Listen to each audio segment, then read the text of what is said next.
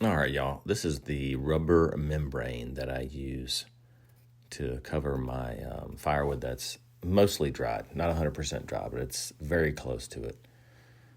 And I do have a roofing company, so sometimes we tear off old rubber roofs and stuff, and I'll keep some of the old rubber just to use it for this purpose.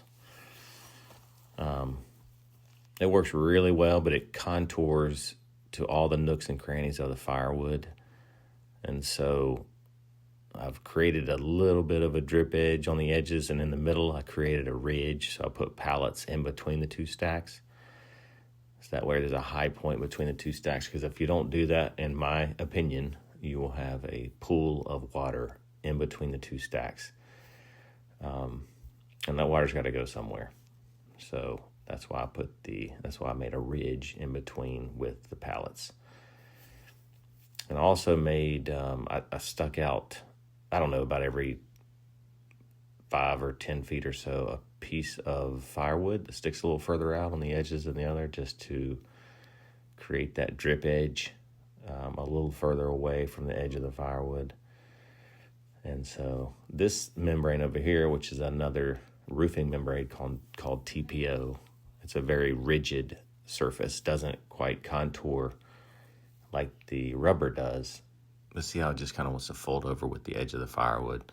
So I stuck a few pieces out beyond the rest of the firewood just to create that little drip edge so water doesn't roll onto the edges of the firewood.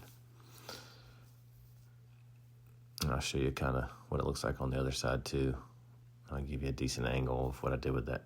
Hopefully you can see that firewood sticks out a little bit more, just a few pieces here and there. And then, where it does overlap, there's a teeny tiny little puddle, but there's not many of them.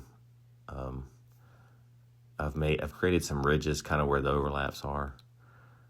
And so I created high points where the overlaps are, and that's at least 10 inches or so of overlap, 8 to 10 inches of overlap. Just because I'm in the roofing, I just fight against water all the time. So I'm just trying to make it, this area as waterproof as possible on top of the firewood. So when the water does get in between the rubber, it will come out there where I'm pointing and not back into the pile.